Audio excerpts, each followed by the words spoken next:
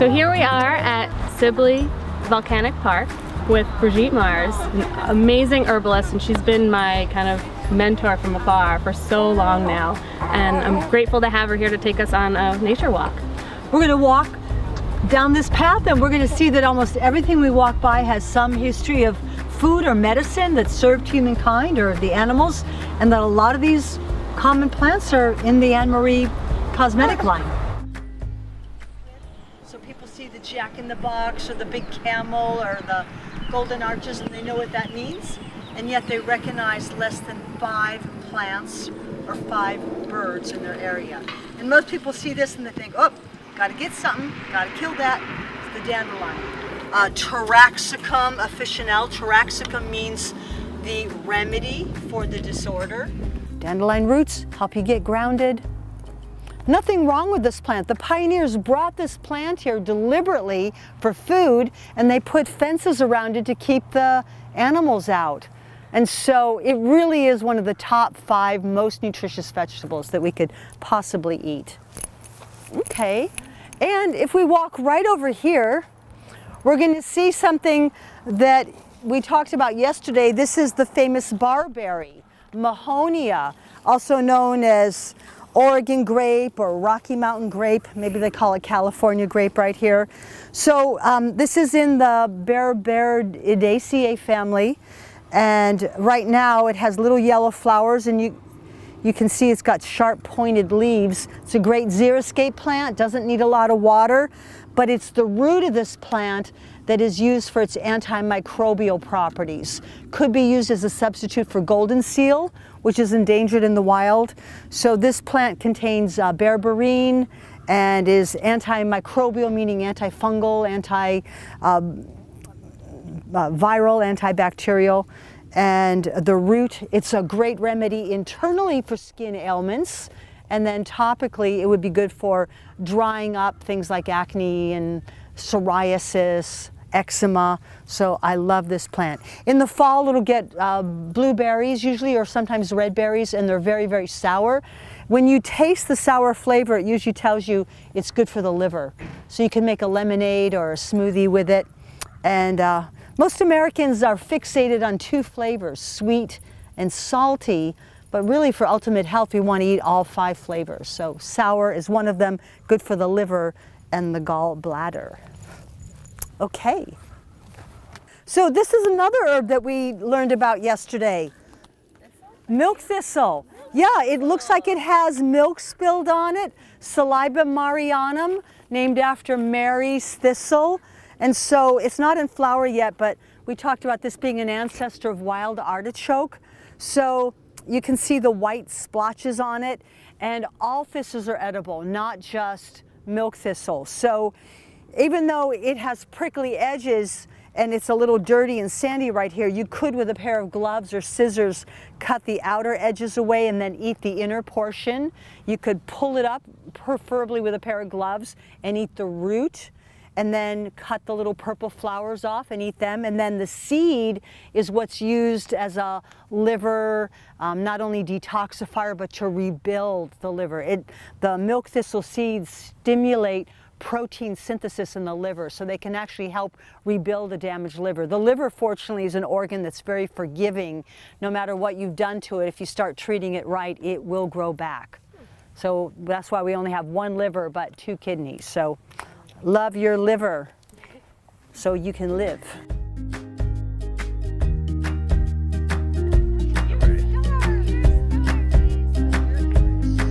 At home I would call it yellow dock, but this might be like mountain dock or California dock, but it is a rumex, and it is in the buckwheat family. So if you've ever eaten buckwheat, which includes like kasha and like sprouted buckwheat, and rhubarb is in the buckwheat family. One of the things we would do with this plant is collect a bunch of the seeds and then grind it up into a flour, and then use that to make like pancakes and breads and things like that. You could also sprout it in a tray and collect the young sprouts, so get some greens. And then now we've got these young leaves from this yellow dock, and yellow dock leaves are edible. I'm going to taste it. My guess is they're kind of sour. Really good. Go ahead. We're building our immunity by eating dirt.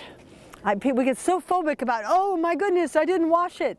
One of the ways that we can build our immunity is by really just surrendering that bacteria is everywhere, and that when we ingest small amounts of dirt, we actually provide the raw material so our body can make vitamin B12. So you've got edible grain here, although it's technically a seed. The leaves are good. We juice those leaves, use it for making green smoothies and fruit whips. Yellow dock quiche is another favorite around our house. And then the yellow dock root, it's another herb that gets called yellow root. So yellow dock root is also a classic remedy for skin ailments internally, like acne, eczema, psoriasis. I would also use yellow dock root for, topical applications for things like ringworm, and it could be used topically as well. So it's funny because if I were thinking of something to clear up acne, they're all right here: dandelion, Oregon grape, and then yellow dock root, and you've got your medicine right there, all in one area. So it's springtime, so we're going to get flowers first, and then we get the berries. And raspberries are high in ellagic acid. Anne-Marie Line is using red raspberry seed for its essential fatty acids and its moisturizing, anti-inflammatory properties. But you can eat the flowers of the raspberry, and you can also eat the berries, and I love to do raspberry fruit facials. Raspberries are high in ellagic acid, which is an anti-cancer compound, and one of those colorful berries. So again, we want to say yes to eating a wide variety of colors. This is a wild cucumber, and it's not edible, but you see a lot of this growing in California. And I have to say that the last time I came to California, I noticed the drought conditions. So I think maybe you've had some rain, or a little bit. So, every drop of water is precious. So, and I see some wild strawberries right here, but I know we're in front of a trash can. So you would just find that there's free food everywhere. Now, not only are the raspberries edible, but raspberry leaf tea is a supreme herb for women. It's used for menstrual cramps. It's high in calcium, iron, and magnesium. And a lot of pregnant women know that when you drink raspberry leaf tea during your pregnancy, it's said to make labor easier.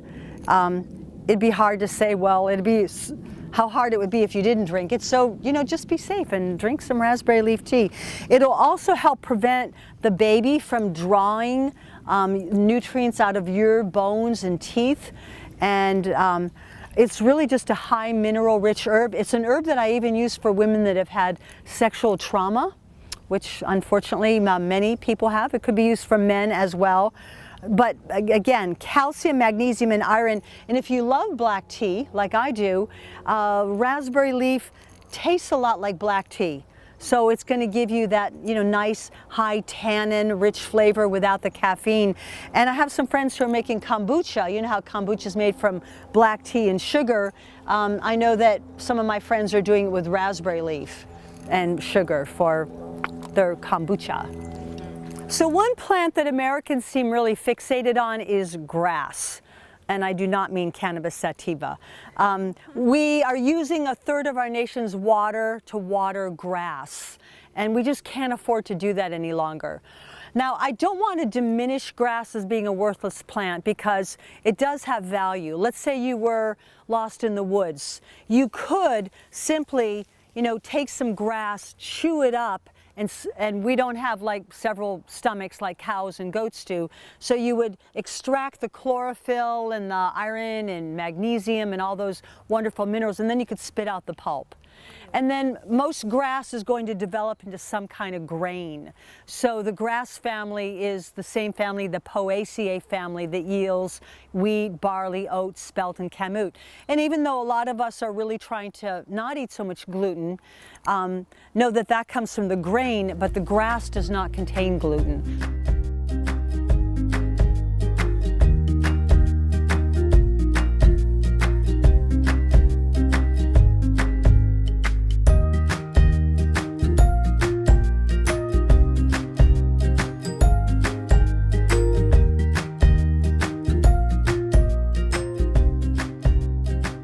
I'm pretty sure this is Angelica. Angelica, it may not be Angelica archangelica, but it tastes like it. And I know that sounds like risky, like why am I putting it in my mouth if I'm not sure? But it tastes a lot like Angelica, so I'm taking that risk for our honor. So Angelica is named after an archangel, and during the bubonic plague, this monk had a dream that an angel appeared to him and said, use Angelica to help treat the plague. And Angelica is a Western version of the Chinese herb dong quai, Angelica sinensis. And the root is used a lot for female problems like infertility or menopausal irregularity, or if you're not getting your menses or extreme cramping. It could encourage bleeding, so if you bleed very heavily, it's not usually used. Candied Angelica stems are a delicacy. I've cooked them in honey as a confection. Angelica root is sometimes made into a soup for women after birthing, providing that they're not bleeding too much, but it really helps to retonify the uterus. And it's interesting, a lot of Angelica is coming out of Iceland right now, and they're marketing it as a remedy for irritable bladder. So there's a product out called Saga Pro that I just took a class on, and it's said to relax spastic bladder. So Angelica, yeah, I'm pretty sure from the taste. So this plant right here has 5 petals. Anyone want to guess what family it might be in? Rose family, good. So this is wild strawberry, and there's nothing more delicious than wild strawberries. I think Ingmar Bergman wrote a movie called Wild Strawberries. And again, wild strawberries are usually very tiny, but super sweet and super berry-like. And I'm really encouraging y'all to eat more berries because they're colorful and rich in vitamin C and anthocyanidins. And strawberry leaf, much like raspberry leaf, is also a great tea. It's going to be astringent, so if it was used in toners, it would help to tonify your skin. And it also, much like raspberry leaf, because they're both in the rose family, could be made into a tea internally that tastes a lot like black tea. It's sometimes been used as just an iron-rich drink. So for building your blood, a lot of people suffer from anemia, and so tea of raspberry leaf, strawberry leaf. But there is a saying, leaves of 3 let it be, because poison ivy and poison oak. But notice that there's a lot of things that do have leaves of 3 that you don't have to let them be. And one other sign of the rose family, besides the 5-petal flower, is the leaves are very serrated. See, this is like a serrated leaf, kind of like a serrated knife, kind of, choppy at the end. And then at the very base, they smooth out. So if you see a plant with serrated leaf and then it smooths out the base and then it has a 5-petal flower, and you see a berry, on it later, you can be pretty sure that it's a rose family member. It's probably safe enough to put in your mouth, or pull out my phone app, iPlant, and say, is that what I think it is? Okay, wild strawberries. This right here is Plantago lanceolata. Lanceolata, think of Lancelot with a long spear. So Plantago lanceolata, or plantain, lanceleaf plantain, is very soothing, one of those demulcent, emollient herbs. It's a wonderful herb that could be used in a salve or a poultice. In a skin cream, it would be moisturizing. Another folk name for this plant is ribwort. So if you look underneath the leaf, can you see these very pronounced ribs right there? So if you were in a survival situation, you could chew on this plant and then spit out the pulp. And then much like the other plantain, it's going to get little seeds that yield a mucilaginous fiber that would be softening and hydrating. We have a little, I was going to call it a gooseberry, but there's another name for it, gooseberry, a wild currant right here. And they're in the same family. They're ribes. And remember yesterday we saw some berries, amla, Indian gooseberry, and I said that the remnant of the flower was left there. They're not ripe yet, but in the fall you'll have some edible berries that are really high in antioxidants and high in vitamin C, and one of the ingredients in Triphala, that Ayurvedic tonic that's great for digestion. So, you know, if you came out here in late summer to fall, you could just nibble on the berries, and you could also dry them. So they do get called wild currants. The reason I'm calling this wild currant instead of gooseberry is the gooseberries have spines. So I always think about, like, you know, getting goose means kind of getting pinched, so there's no spines that pinch you. I think of really silly things to remember what the plants are good for. So wild currant instead of gooseberry, but they are both ribes, R-I-B-E-S. And we see a dead branch right here, but there's still a lot of life going on here. And I'm going to take the liberty of picking this little piece here, because I wonder if it could be a wonderful herb. And it is. This is Usnea. Usnea barbata. Barbata means bearded, and it tends to grow as a parasitic herb on dead branches.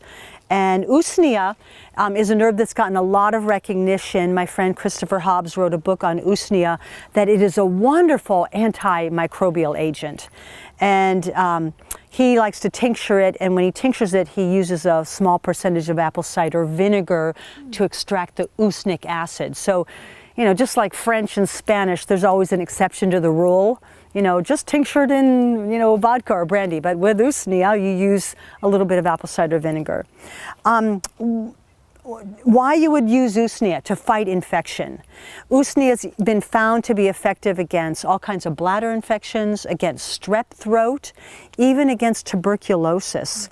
It's a very slow growing plant. That's why I almost apologized when I said, you know, I'm going to take the liberty of picking this, because I think the good of all is about knowing this plant. But one of the reasons I said I'm going to see if it's Usnea, there's a little trick, and I'm going to pass it around. When you take the Usnea, you want to pull it apart, and there should be like a little stretchy filament inside. So it doesn't just break apart. If you pull it apart, it has a little stretch, almost like there's a rubber band inside. I'm going to pass this around so you can try that. And that's the sign that, like, that is the real deal Usnea. Usnea was used to stuff couches and used to, you know, stuff pillows and mattresses, but it is a great herb for fighting really serious infections. And, you know, it's interesting that in nature, when things are breaking down, you have these plants that come in. We could say that Usnea it's a lichen. And so it's a parasitic plant. It's, you know, using up the juices of the tree here, and, you know, living off of that, and it helps to break down some of the things in nature that are deteriorating. So I'm glad we saw that. Usnea. So yesterday we saw horsetails in our PowerPoint, and now we're seeing ferns. And both ferns and horsetails are very primitive forms of plant life, and that is because they don't produce seeds. They reproduce by spores. So fern has all these little little things of spore. I don't know what they're called under there, but that's how they reproduce. So there's not a lot of genetic diversity in them. It was considered a great leap in plant evolution when plants learned to produce seeds, but that's not how it started out. It started out that plants produced by spores, and so every plant was exactly alike. And so when you had seeds, you had the ability for cross-pollination and diversity in various colors and the morphing of different fruits. So I'm not an expert on ferns, and that's something that could be a whole study. But when ferns are young and they're all curled up, they kind of start out all curled up like this, they're edible, and they're called fiddleheads, and people eat them as a vegetable. You don't, it looks sort of like the end of a violin all curled up. And so you could cook that as a vegetable. I've had Rosemary Gladstar prepare them with, you know, olive oil and salt, and they're really quite delicious.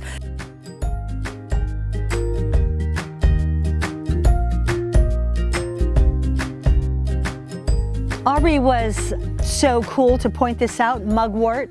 I encourage you to come up and pick a little sprig and smell it. Or actually, maybe I'm gonna thank you, mugwort. I'm gonna pass this around. You can just kind of crush it and smell it.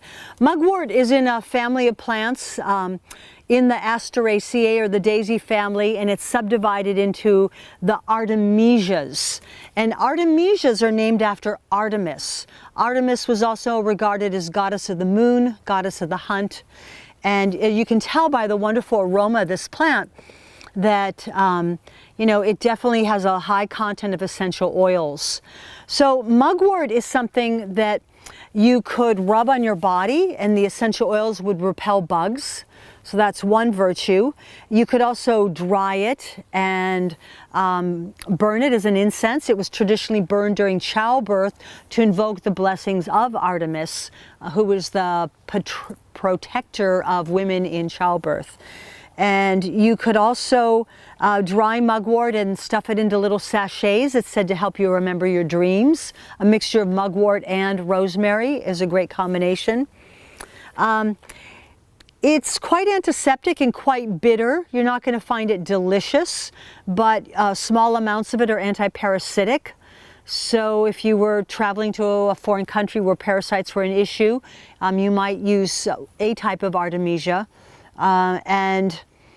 It makes a great gargle for sore throats, wonderful hair rinse, definitely antimicrobial, and really quite a wonderful herb, used a lot in magical traditions, but I'd say it is an herb to use in small amounts internally, just because it's going to taste like really awful. It is a relative of several other artemisias like southernwood and wormwood, and Artemisia absinthium, which is used to make absinthe. And another relative of Artemisia is what's used to make moxibustion in acupuncture. You could use this to do moxibustion. If you've ever had acupuncture needles put in, very often the acupuncturist will burn a cone of herbs to heat the needles up. And so Artemisia vulgaris is the species that's often used. But my friend Dr. Daniel Mowry, who wrote a paper on artemisia, said even though that there's many varieties, you can use them pretty much interchangeably, with the exception of wormwood, which is probably a little more toxic. And besides absinthe, vermouth is made from artemisia as well. So, mugwort. Wort is an old English word for plant. Really has nothing to do with getting rid of warts. So teasel. You can, it's quite bitter, but you can eat a little bit of it. So teasel would also be eaten as a young wild green. There's nothing poisonous about it. It's getting a lot of press as being a remedy against Lyme disease, Dyspacus sylvestris. And one of the reasons why they call it teasel is, see this little dried capsule of it from last year? It was used to tease the nap on wool. So let's say you just made a scarf for your beloved and it was all kind of flat and not fluffy. You would take this and kind of tease it and make the wool all fluffy. I think that would drive me crazy, kind of like scratching your nails on a blackboard or something. But if you really wanted to make it fluffy, you could do that. But the idea that this could be used against Lyme disease is really quite important. So, it is really important to know that when you see a plant without the flower, it's not as sure thing. And even though we don't see the flower, if I look around, I can see like, yeah, this is from last year. And so it's really a great practice to go out and walk in nature every season so you can identify it: spring, summer, winter, and fall. All right. So teasel, close relative of prickly lettuce, could be used in the same way as a green.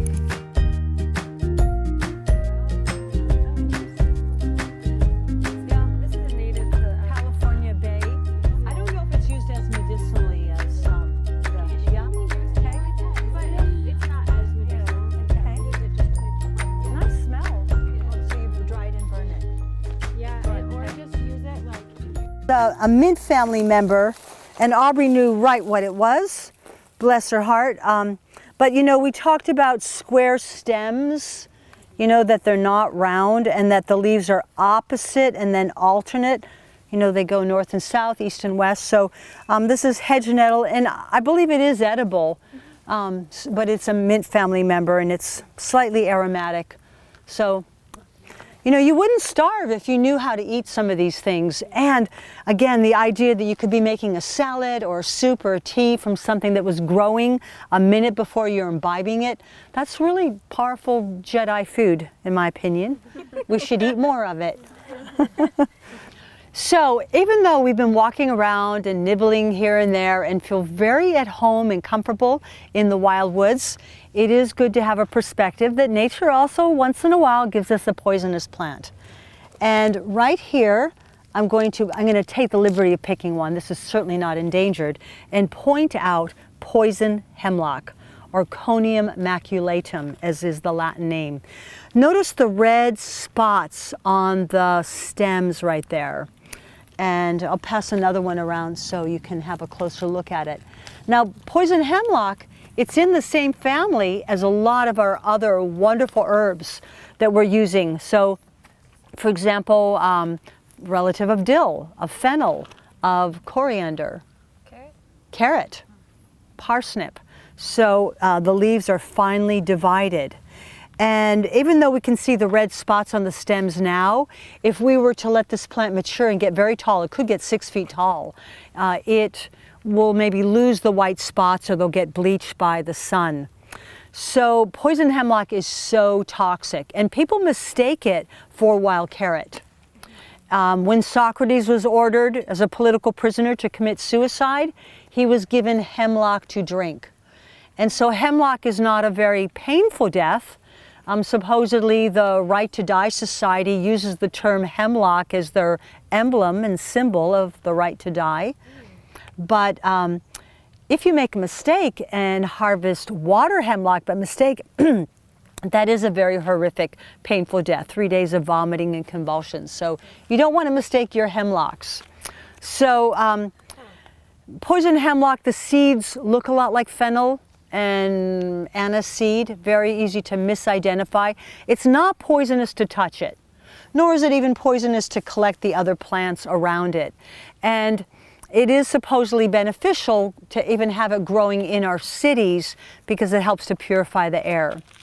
I want to share that a few years ago, I got a call from Poison Control in Colorado, and they said, we have 4 teenagers that ate poison hemlock thinking it was wild carrot, and we think we're going to lose 2 of them. And we heard that you know about herbs. And I remembered the words of my William Lasassier, one of my teachers, and he said, poison hemlock shuts down your respiratory system, slows down your breathing. Drink 10 cups of coffee, because coffee will rev everything up. So there is a medicinal use for coffee because nobody died. Oh my God. Okay. That's awesome. Yay! Okay. I mean, it's definitely a Fabaceae family member, more Usnea.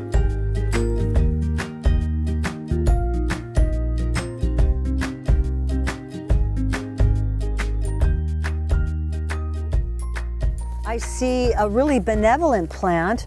It looks like a wild radish. And I'm going to take a bite of the stem. Yeah, go ahead and take a bite of this wild radish.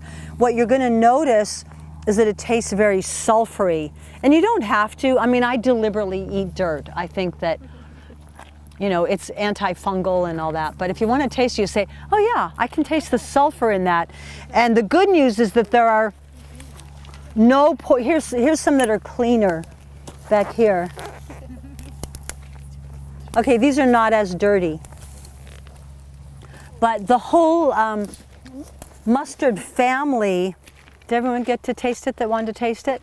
Yeah, there are no poisonous members in the cruciferous family. So, you know, and you can taste like, yeah, it tastes a little like broccoli. It tastes a little like cabbage.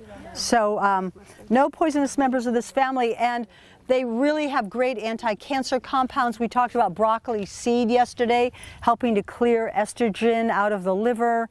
You know, people pay like $75 to $150 a bottle for a bottle of dim or broccoli seeds.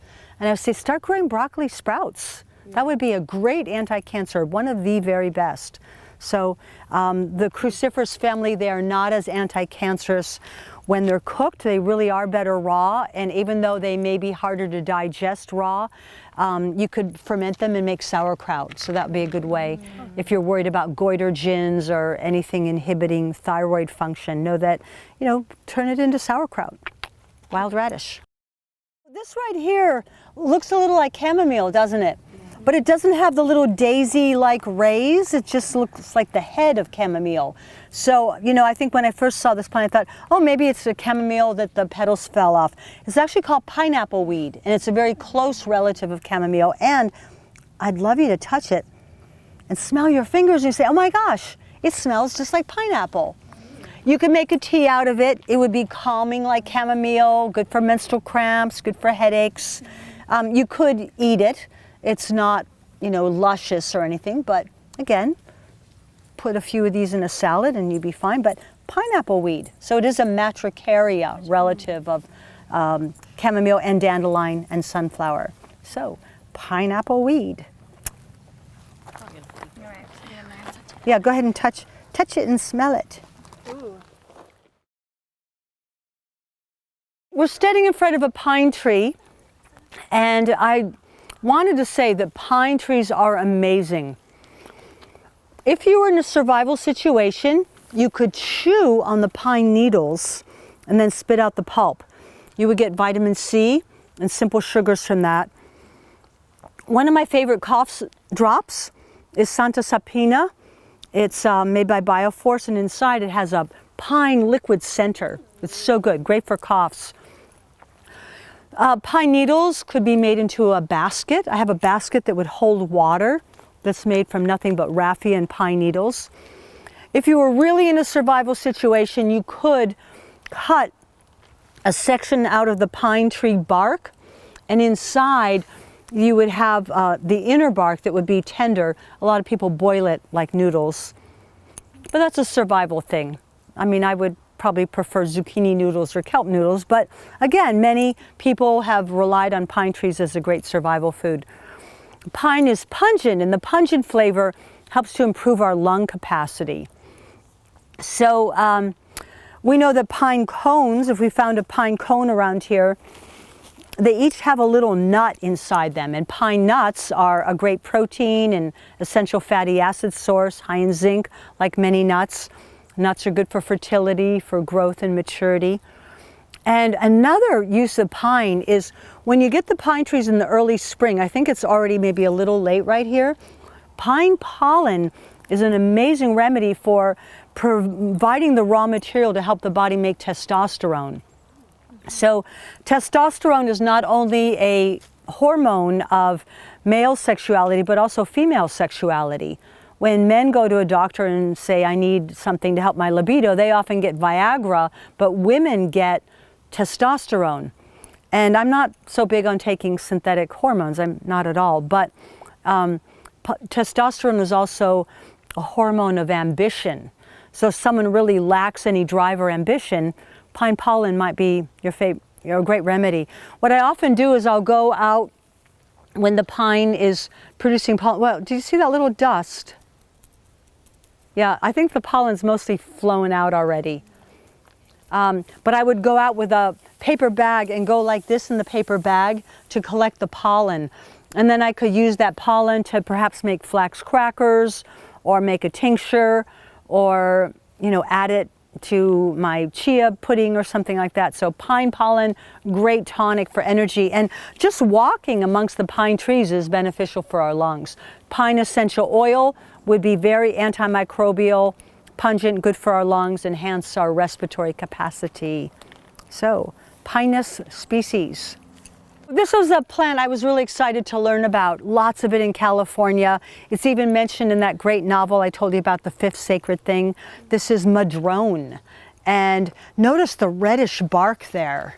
And it is a relative of the uva ursi that we saw yesterday, and the cranberry and the blueberry, all three of which are used in the Anne Marie cosmetic line. But this is one of your local natives, and it is astringent. It's also very antimicrobial, and the leaves could be made into a tea. and it's going to have little flowers that are edible that look a little bit like blueberry flowers. And then in the autumn, you're going to get berries. They're not super delicious, but berries that are edible and could be included for their nutritional value. So notice the red bark. There's also another variety, close relative, called manzanita. So if we're lucky, maybe we'll get to see some of that on our walk. We'll keep our eyes open. Yeah, it's and then when it gets older, it like gets hard and then it'll flake off and then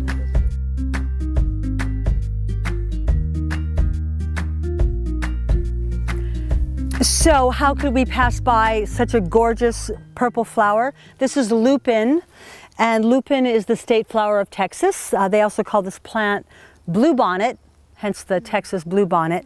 It is considered poisonous by some. However, the Italians have long been hybridizing this plant and have found out that the beans are edible, and there was even a convention at one time that had lupini pasta and lupini beans and all kinds of products made from lupin. So it is in the pea family or Fabaceae family, and it was introduced into Iceland to stop soil erosion, and it's really kind of taken over and adds great beauty to the land. And there's actually some research going on that the root of the lupin plant might be used as a cancer remedy. I don't know how reliable it is. The man that claims to have gotten this information is saying he channeled it from some Native American that's been dead for hundreds of years. But he's actually using it and treating cancer, and a lot of Icelandics will use lupini root or lupin root. Who's to say? But anyways, it is quite beautiful, but if you had small children, that might not be your ideal plant to put in the yard because it's just so seductive. And later on, it is going to get little pea pods that look like, you know, beans or peas, which kids might like. And I just want to point out again, since we're right here in this area, we've talked about milk thistle seed, but look at this huge specimen of thistle. It's not a milk thistle, but it's a huge thistle. Where are the seeds? The seeds are going to be underneath all this fluff. And these are simply parachutes to transport the seeds. And I'm finding that the seeds are kind of staying in there, but the seeds will be like right on the end there. So what could you do with this plant? You could juice it. You could pull it up and eat the root, just like we talked about the milk thistle seed. I've never seen this species, but this is like one of the biggest thistles I've ever seen. So, oh my goodness. Poison oak. Ha ha ha. Poison oak. You wanted to see poison oak? Well, there it is. Yes. See, seduced by the purple flower. It's a trick. I will wash this outfit as soon as I get home. We have poison ivy more so west of the Continental Divide, east of the Continental Divide, and then west of the Continental Divide, we have more poison oak. This is an example of leaves of 3 let it be. Also notice how shiny the leaves are right now. So I might have touched this plant, so I'm just going to wash my clothes and take a shower when I get home and strengthen my energy shield. Really, that's what you can do. Poison oak and poison ivy are made into homeopathic remedies. The Latin name is Rus toxicodendron, and I think there might even be a new Latin name, but it is made into a homeopathic remedy to treat shingles, herpes, and chickenpox. So you have like these open, weepy, lesionous sores, and when you use this herb as a homeopathic remedy in very minute doses, it can be actually really helpful. Poison oak is going to have little tiny white flowers and then later on whitish berries. And the plant is toxic even 100 years later. Even if you dried this plant and pressed it 100 years from now, you could still get poison oak. It contains 2 toxic components, urushiol and toxicodendric acid, which we all know, unfortunately, too well, that can cause itchy, rashy skin conditions. But there it is. And It's also a very shape-shifting plant. It could be just a small plant on the ground. It could be a vine. It could be a shrub. It could grow, you know, up a tree. And it tends to grow where the earth has been cut by metal. So, you know, obviously there's been, you know, probably bulldozers and tractors that have come through here. So it may be nature's way of saying, give me time to rest. Give me a break. So it's not necessarily an enemy. It serves a purpose. At one time, 100 years ago, when people had paralysis, they would deliberately rub poison oak or poison ivy on their limbs to help stimulate circulation. French broom. So we're not going to say a lot about this plant, but you use butcher's broom in your products. So this is a close relative of that. So French broom, let me bring a little flower up here. That it's a pea family member. So the way that it opens up, kind of like sort of like a butterfly with an upper and a lower lip. Oh, yeah. And then it kind of has the hidden clitoris inside when you open it. No wonder they call it the pea flower. Whoops, there you go. And the pollen just like shot out there. Yeah, it's really beautiful. Yeah, there you go, pea family member. So thank you so much for knowing that it was French broom. And we talked about butcher's broom yesterday being used for strengthening fragile capillaries and helping to tighten the skin, helping to make rosacea skin stronger and less permeable to, you know, getting all red and irritated because you ate too much chili pepper. Okay, so it would be used as an astringent and high in flavonoids. Okay, French broom, thank you.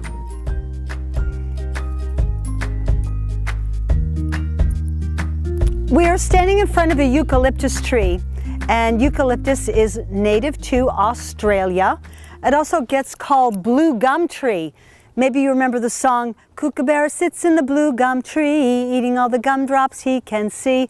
Well, that wasn't a candy tree, that was a eucalyptus tree. And koalas only eat eucalyptus, so I'm told.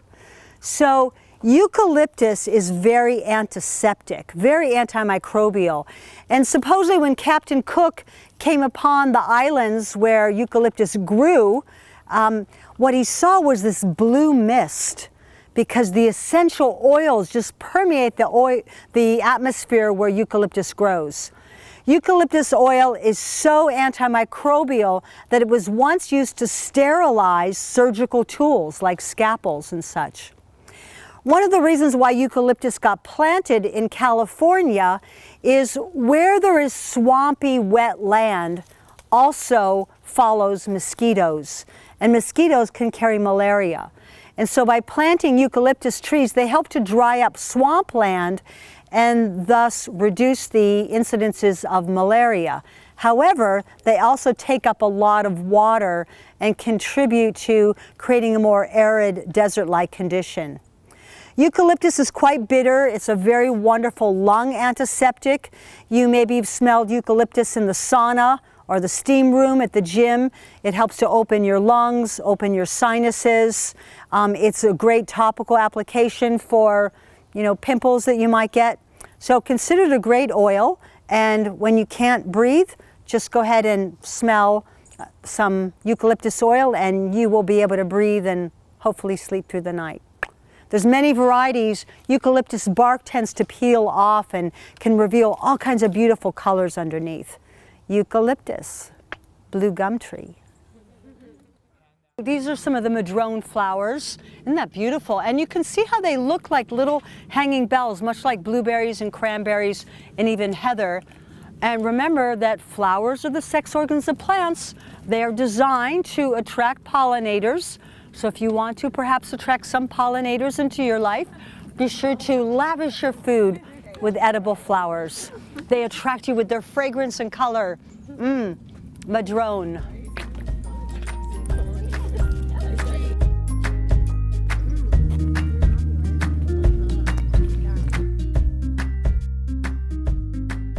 Well, there's a little tiny beautiful blue flower here. And it was the last flower to be named by the Creator. And the last flower cried out, "Lord, forget me not." And God said, "That shall be your name." So, forget me nots. Okay, you wanted to see cleavers. Okay, We are covered in cleavers. Cleavers, gallium aperine, which means two C's. Look, cleavers, it sticks to your clothes, it cleaves to you. It is in the same family as woodruff. Cleavers is a great lymphatic herb. I love to juice it. You can eat it when it's young, but you can make a tea or tincture out of it. I love to use it for any type of lymphatic inflammation, like swollen tonsils, swollen breast mastitis in nursing women, swollen groin area. Cleavers, it's in the same family as coffee. The Materaceae family, or Rubiaceae, now it's called Matter family. So cleavers has little seeds that hobos will roast and make a coffee substitute. There's no end to the wonder of plants. So in case you've forgotten your corsage for the prom, you could always grab some cleavers. So we're here for a little question and answer, and you can ask questions about anything, because it is my prayer every day to be of service to the divine and help people connect with plants. So no question is too small or trivial or outrageous. Courtney. Yeah. So you were saying like most of these herbs that we're finding can be used topically. Do you think the best way that we can do that is by chewing it up? Is that like the best way to use it topically? Or what would be other ways that you could use some of these things topically? Well, remember that we absorb about 60% of what we put on our skin into our bloodstream. And there used to be a French herbalist, Maurice Mességuet, and his total protocol was, rather than having people drink teas, to send them home with a packet of herbs to do hand and foot baths. So that was one method. But we've also talked about poultices, where you just, simply chew the herb up and put it on your skin. But to be honest, not many people are going to do that. We're way too Western and hygienic and phobic about bacteria. So if you had access to, say, plantain and a kitchen, you could chop up the herb, mix it with a little warm water, and then apply it topically. But there's other methods, and I know in the world of cosmetics, you're doing that already by infusing the herbs in oil, and then maybe thickening that oil with, say, beeswax, and then you can apply it on your skin and it stays on there. It's pretty hard to walk around with a poultice on your skin, but when you rub it in or you put it on before bed or put it on your face, you could be absorbing those properties all night long. So, whether we put it in a liniment is a lot like that, but you would put it in either apple cider vinegar or an alcohol and rub it on your skin. So those are just mediums to get it on there. So a poultice is really not that practical unless you're, laying in bed and going to stay there for a period of time. Thank you. Sure, thank you. I have a question. Yes. Could you recommend any herbs that are really good for grounding? I remember that you mentioned dandelion root, but were there any others and ones that were like good for brain fog, maybe? So grounding, even better than dandelion root, I would think of burdock root because it has an even deeper tap root. But I could also think of like carrots and beets and sweet potatoes, eating all the roots. But when I think of brain fog, a real common thing that comes up for me is that sometimes the brain fog is produced by eating something we're allergic to.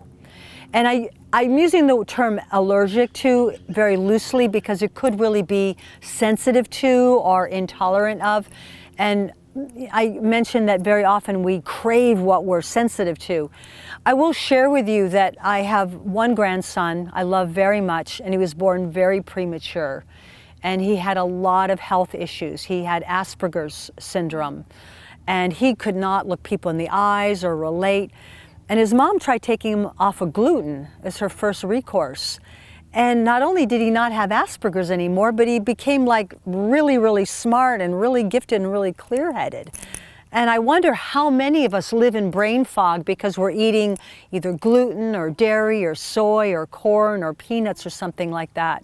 So that's always worth looking at. And when we think about strengthening our brain, think about strengthening our kidneys. Our kidneys love black colored foods. Also, our brains love it when we get enough oxygen. So any of the greens, the green leafy things, it could be wheatgrass or barley grass or spirulina or blue-green algae, but greens are going going to be really good for helping our mental clarity. But I've seen a lot of cases, even myself included, that not eating so much wheat and grain products really helped my energy level to increase so much. And I also think that eating the really colorful, the reds, the purples, the indigo colored foods is also really helpful. So, blueberries and elderberries and, dark colored plums and things like that really help a lot. But I think that very often, even with herbal medicine, we're looking for a remedy, but we also have to really look for the cause. And sometimes, it's one thing to say, well, just take this, it'll be your cure.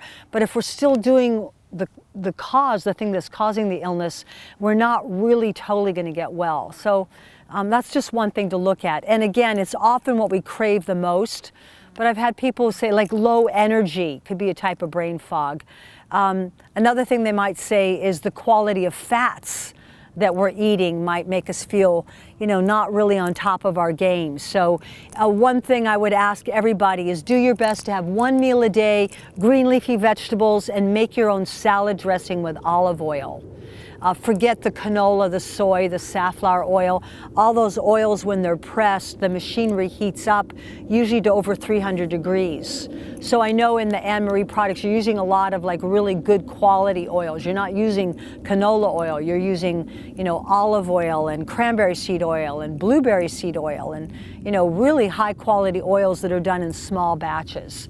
So, but when it comes to salad dressing, hemp seed oil would be another possibility. Coconut oil would be good for cooking. But I think the quality of fats makes us feel foggy. And I sometimes say, we often feel foggy, soggy, and groggy, but it's really often because of what we're eating. And it's the clarity of what's going through our livers and our kidneys.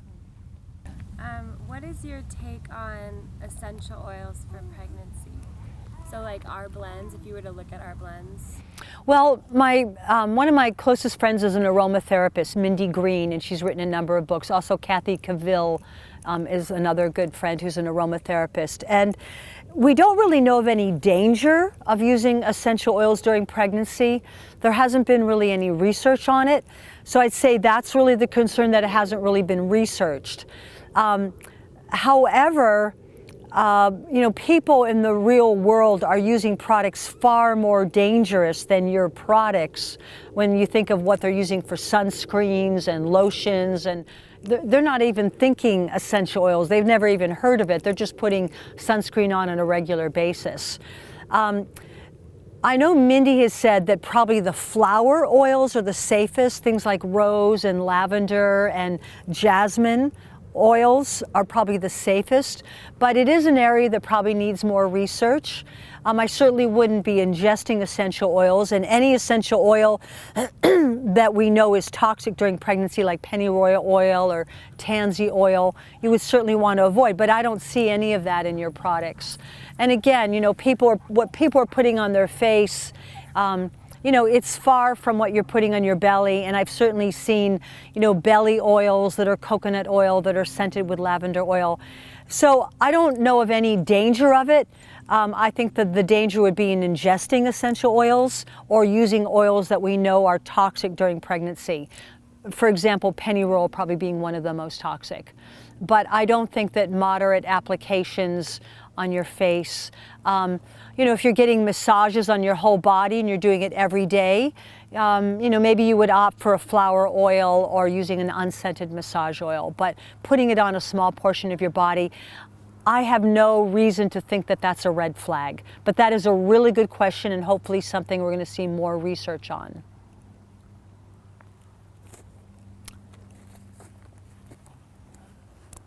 We love unusual questions. Courtney. I have another question. You're mentioning some herbs that help, are like building blocks that help us build hormones. Mm-hmm. We get a lot of people writing in asking if that could potentially be harmful for the opposite sex, if it's helping build estrogen or testosterone. What are your thoughts on that? Well, I think the whole area of hormonal study is still a very new thing. I mean, remember, it was only 10 years ago that they were recommending that all women of menopausal age start taking hormones. Of course, I never thought that was a good idea. This is something that I've heard Dr. Andrew Weil discuss. So, for example, when we ingest a plant that contains phytosterols, like red clover, for example, it doesn't really contain hormones. There's two possible ways that it works. One is that it will provide the raw material for the body to make hormones, but it also could be satisfying the receptor sites, so the body says, I don't need any more. I'm already fulfilling those receptor sites, and actually decrease the production of those hormones. So it's an area that we're still learning about, but I think that when we're using plants, we're also attuning to the possibility of our body's wisdom, that it'll make what it needs or not make it if it doesn't need it. There's like one thing that seems to be very controversial is soy. And you know, like soy, like, oh, if we're menopausal, we should eat a lot of soy. If we're trying to be more fertile, we should eat a lot of soy. And then there's a question, well, if we already have too much estrogen, maybe we don't need so much soy. I have a friend right now who's actually in the soy industry who's been diagnosed with cancer. And I told her on the phone, I think you should really back off the soy, but her doctor said you should eat as much soy as possible. But I think that the problem with soy is more about being GMO and hydrolyzed. I do eat some soy products, usually fermented soy products, which are much easier to digest. But if anyone claims that they know the answer to this, but one herb that's gotten a little controversial is like, well, lavender, could lavender stimulate feminine characteristics in our male children? And I'd have to say that that was not really a study. You know, maybe someone said, well, I used it and, you know, my child seems kind of feminine. Well, we know that that can happen regardless, that we all have our different natures, but that is not really a bona fide study, and nor would I really worry about it. But again, I've read some really complex books on hormones, and what's really clear to me is we are just learning about this. But what seems to be probably the most important thing I can say about hormones is we're always looking on how we can tweak our hormones. What we really should do is how can we improve our liver function so our liver will break down the hormones that we don't need. And we can do that by eating lots of green leafy vegetables, using better quality oils, using foods in the cruciferous family like broccoli, cabbage, cauliflower. And then maybe not using water in plastic bottles. I'd say if we're worried about hormonal risk, stop imbibing food and water in plastic bottles, which contain xenoestrogens, which do mimic hormones, and clean up your drinking water. Those would really be my suggestions. But we're gonna learn a lot more about hormones, and again, I study it all the time, and I know that there's still a lot more to learn. Definitely. Thank you. Thank you. Yes. So you were talking about the liver earlier and like how it's so forgiving and it regenerates.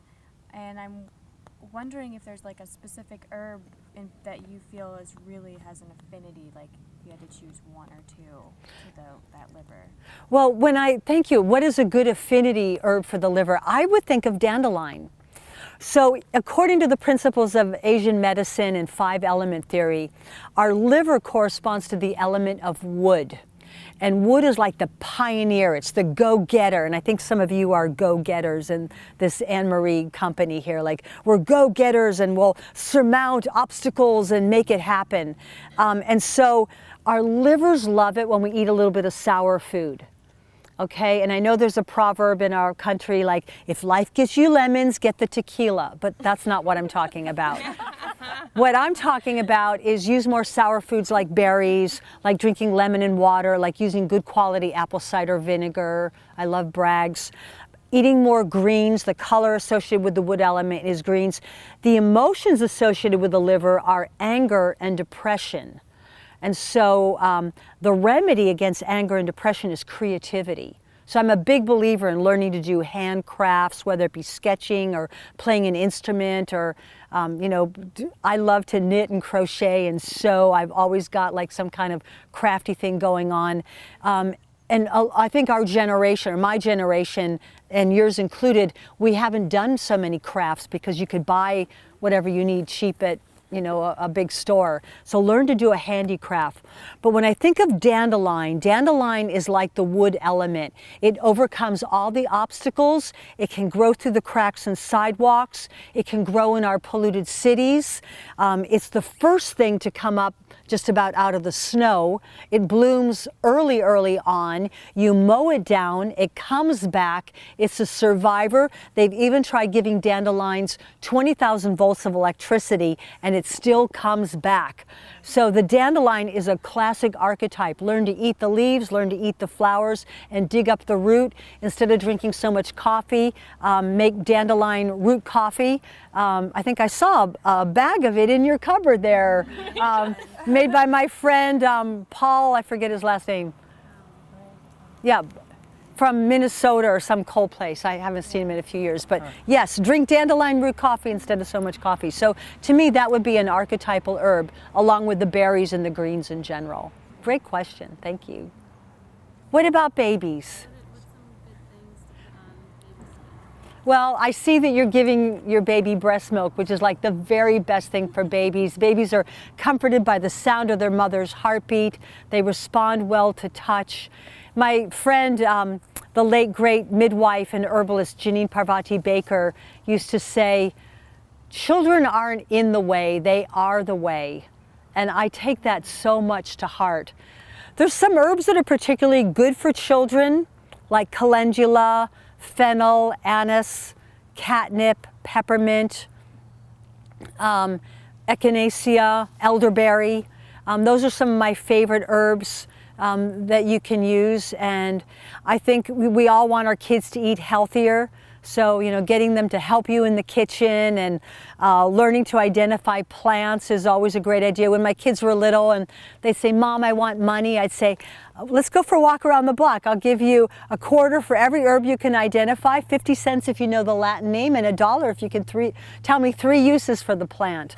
And so I was just in LA and I did an herb walk, and you know, there's this idea of like, what if there's an earthquake? Would you know what to eat? Would you know what to do? So I think it's really important to teach your kids survival skills in case you were lost, in case you couldn't get home for whatever reason, in case the bridges were down.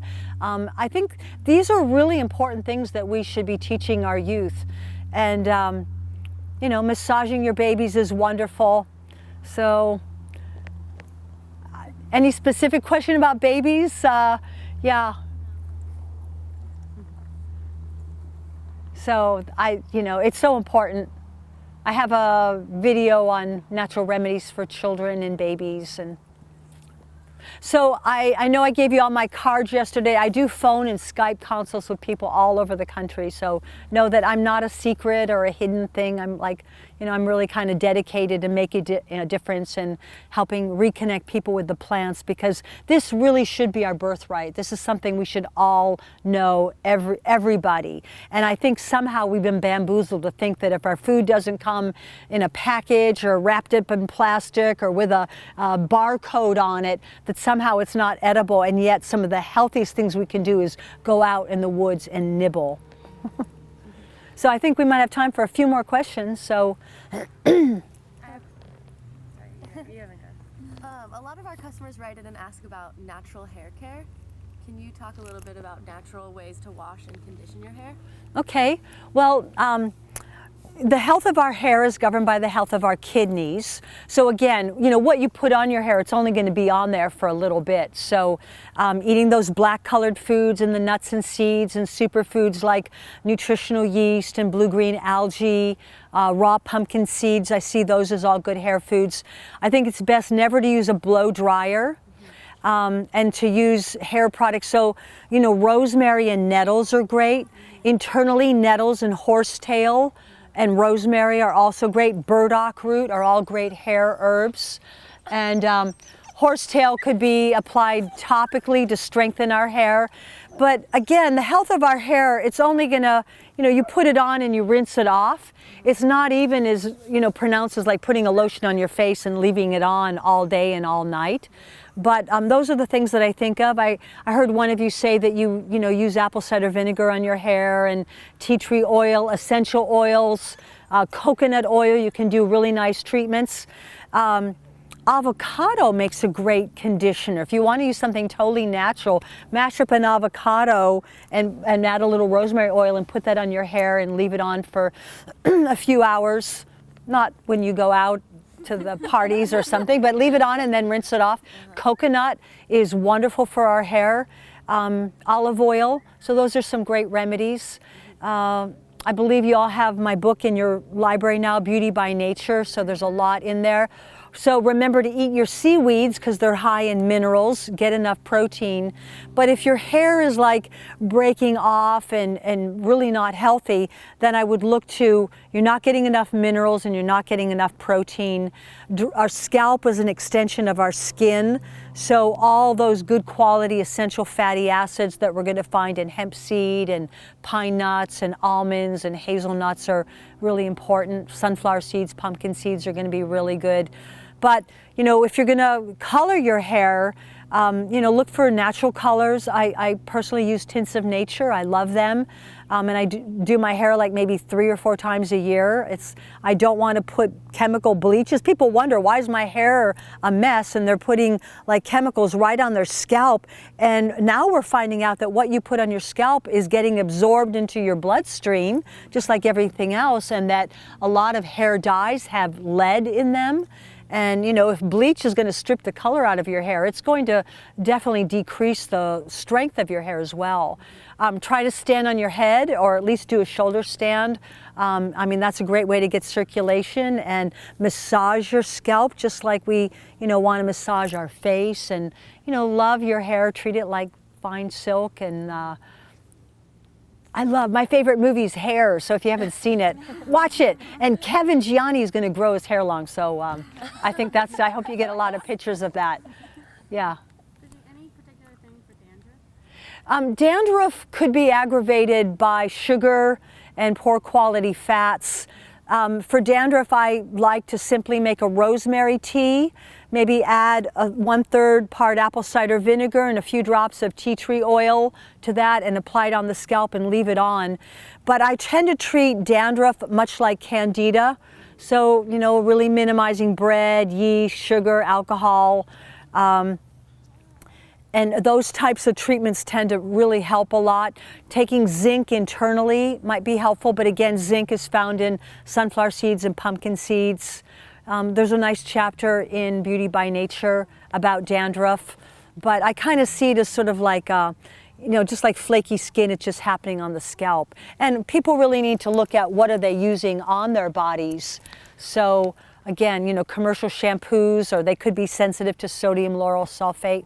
I'm hoping that you all do a line of hair care products because you've got all the right stuff to do it all right. So, I kind of see that baby line, hair line, expand, create a herbal empire. That's